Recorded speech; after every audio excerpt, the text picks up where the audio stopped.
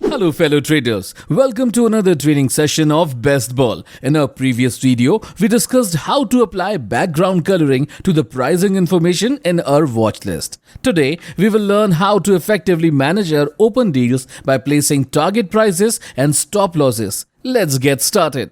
If you take a look at the SL, that is stop loss, and TP, which is target price columns, you'll notice that we can set these parameters for each trade. To do this, simply double-click on an empty space in the line corresponding to your desired trade. This section will open a window called SLTP order.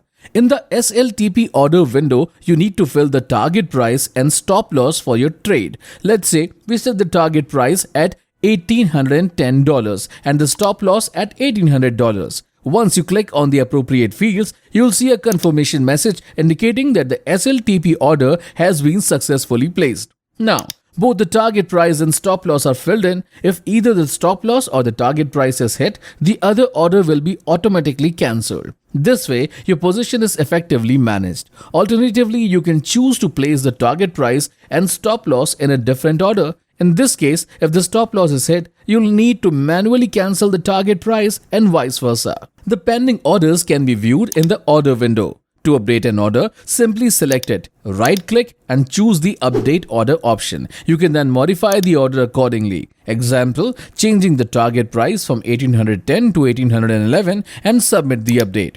This process applies to updating all pending orders. If you wish to cancel an order, you'll find a Cancel button in the order window. Clicking on it will prompt a confirmation message asking if you want to cancel the checked orders. Select Yes and your pending orders will be cancelled. Thank you for watching this informative session. We hope you found it useful. Stay tuned for more exciting videos in the future.